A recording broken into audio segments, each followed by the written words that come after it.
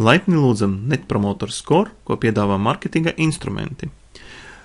Ja jūsu uzņēmuma marketingam būtu jāmēra tikai viena vienīga metrika, kuru jūs mērītu, eksperti iesaka, ka tam būtu jābūt NPS, jeb Net Promoter Score.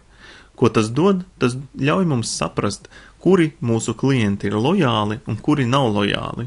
Mēs saprotam, ka lojālie klienti atvedīs mums vēl jaunus klientus un ilgstoši būs mūsu patstāvīgie klienti. Kā tas strādā? Kā tas darbojās? Mēs uzdodam klientam tikai vienu jautājumu, kur mēs jautājam, vai ieteiksiet mūsu uzņēmuma konkrētu produktu citiem klientiem. Mēs piedāvājam skalu atbildēt no 0 līdz 10, arī ļoti vienkārši. Klientam jāizvēlās tikai viens no šiem te rādītājiem.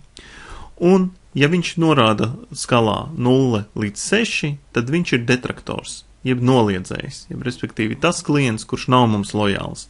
Un viņš principā neieteiks mūsu pakalpojumu citiem un iespējams pat pats ar laiku atteiksies no tā. 7 un 8 mēs neņemsim vērā, jo tie ir tie, kas atbild, ir jau labi, un arī tie nav īsti mūsu lojālie klienti.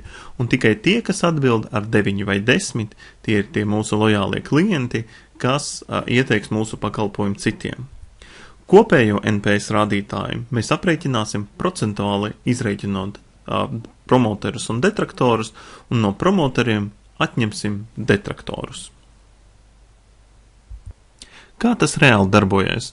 Jūs aiziet uz mūsu servisu, tad pieslēdzieties ar savu lietotāju vārdu un paroli vai vienkārši reģistrēties ļoti vienkāršā un ātrā reģistrācijas formā, pieslēdzaties, un šeit jūs redzat kopsavilkuma ekrānā visus jautājumus, ko jūs esat uzdevuši. Pats jautājums, tad ir indeks, jeb respektīvi šis NPS, kur visi NPS rādītājs, kas ir virs 0, ir diezgan labs rādītājs. Kā piemēram lielām kompānijām un veiksmīgām kā Apple un citām ir ap 30-40 šis Net Promoter Scores. Protams, viņš var būt arī negatīvs. Un mēs redzam, kā atbildējuši ir 6 respondenti, un tādā veidā mēs redzam šo jautājumu. Mēs varam pievienot jaunu jautājumu, bet paskatīsimies, kas tur iekšā. Tajā brīdī, kad esam pievienojuši jautājumu, jautājumam tiek piešķirs unikāls kods un saite, kuru jūs kopējat un sūtat saviem klientiem e-pastā vai izliekat mājaslapā, kuru nospiežot viņi var nobalsot un atbildēt uz jūsu jautājumu. Vēl zemāk ir redzami, kā sadalās šie respondenti, cik daudz promoteru, cik detraktoru un cik neitrālo, kā arī kopējais NPS indeks, kas automātiski aprēķinās. Vēl zemāk var redzēt jau detalizāciju, kā ir atbildējuši par katru vērtējumu grupu, cik ielikuši 9, cik ielikuši 10. Kā tas darbojas? Jūs ieliekat šo saiti e-pastā, nosūtat savam klientam,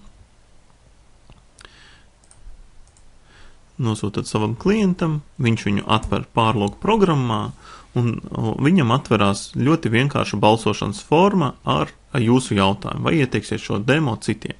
Un viņš, piemēram, spiež 10. Jā, viņam saka paldies, vēlreiz viņš nobalsot nevar. Un tagad jūs atgriežaties atpakaļ un vienkārši nospiežot refresh.